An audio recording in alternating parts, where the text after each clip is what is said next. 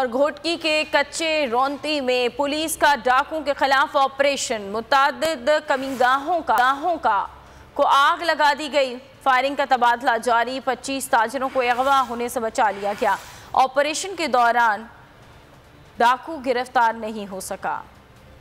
डाकू के खिलाफ ऑपरेशन, भारी नफरी और बख्तरबंद गाड़ियों के साथ पुलिस की पेशकदमी। जदीद टेक्नोलॉजी की मदद से टारगेटेड ऑपरेशन किया जा रहा है। पुलिस और डाकुओं के दरमियान फायरिंग का तबादला जारी। पुलिस डाकुओं के कई ठिकानों तक पहुंच गई और उन्हें आग लगाकर तबाह कर दिया। पुलिस का कहना है कि डाकू सोशल नेटवर्क पर लोगों को झांसा देकर बुलाते हैं। 25 ताजिरों को अगवा होने से बचा लिया गया।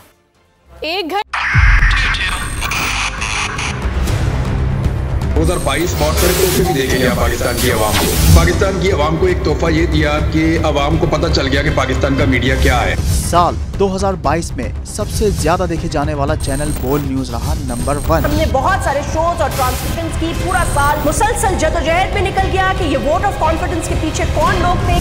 तोड़े रेटिंग के सभी रिकॉर्ड। सोशल मीडिया पर भी सबसे ज्यादा तेजी से 2.4 बिलियन व्यूज का संगे मील अबूर किया।